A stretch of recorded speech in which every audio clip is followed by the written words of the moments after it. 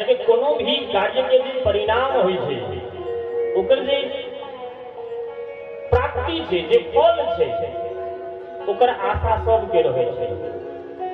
तो भागवत जी के जे हम अहाँ अनुष्ठान करै छी, भागवत जी के जे हम अहाँ श्रवण करै छी तो हुनकर फल की।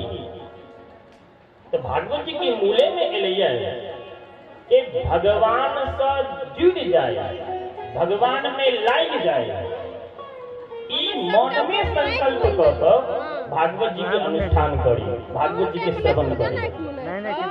यदि भागवत जी के अनुष्ठान के श्रवण के बाद यदि भगवान से नहीं जुड़लो तो फिर सब चीज